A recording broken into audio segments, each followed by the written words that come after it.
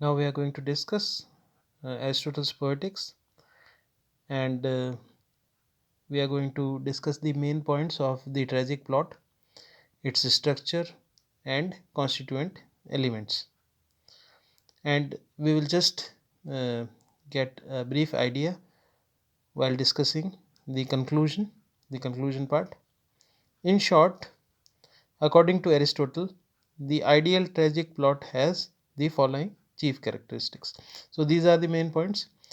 If you go through these points, you will understand the gist of the tragic plot outlined by Aristotle. Uh, Now we are going to discuss these points one by one. It imitates a serious action and not a trivial one. This is the most important thing, that tragedy should involve a serious action. It should be written in a serious tone, serious manner, based upon a serious subject.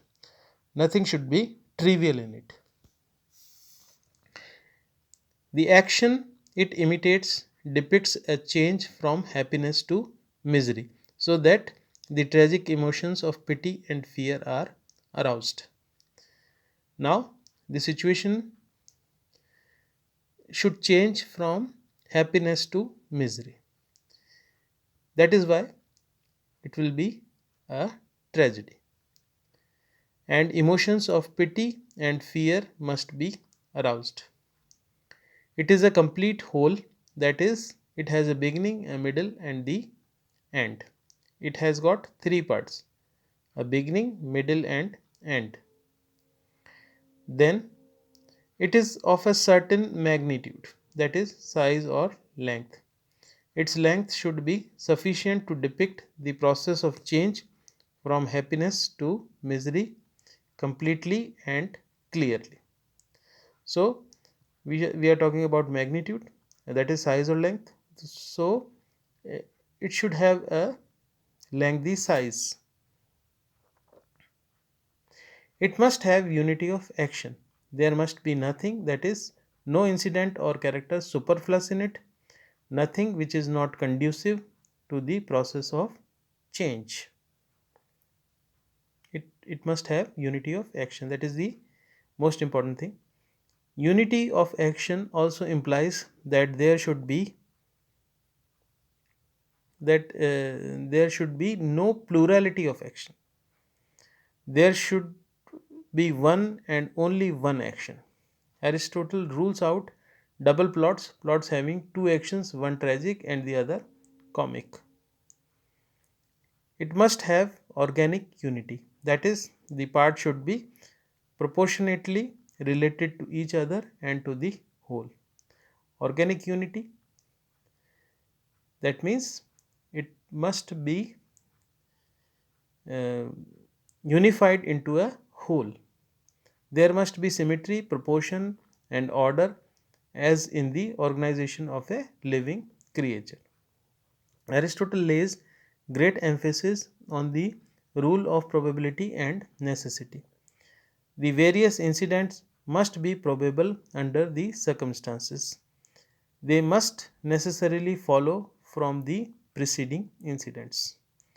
Thus, necessity implies logical link up of various incidents and events, and probability implies the integration of plot with character.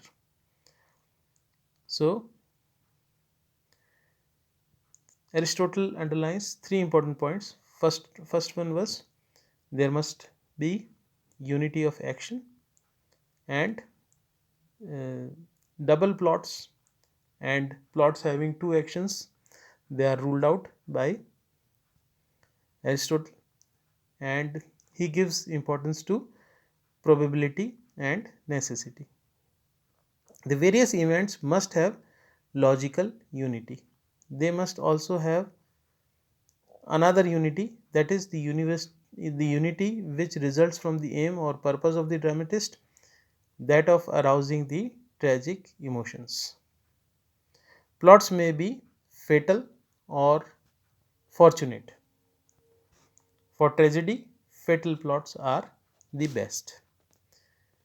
Simple plots and plots in which the dramatist has failed in properly linking up the various episodes are rated very low by Aristotle. Complex, so it means Aristotle did not like simple plots. He wants that plots must be complex.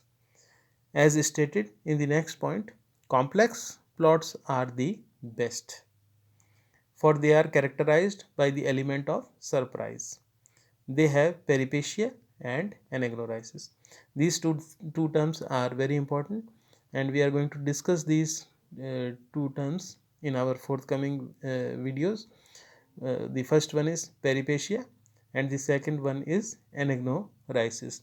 They both contain an element of surprise.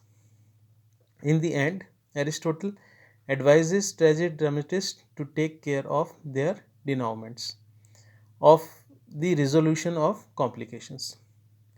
So, all complications in the drama or the piece of art, they should be solved in the end. All complications must be resolved. Poetic justice is not necessary and there should be no double ending. So, poetic justice is not important as outlined by Aristotle, and there should be no double ending.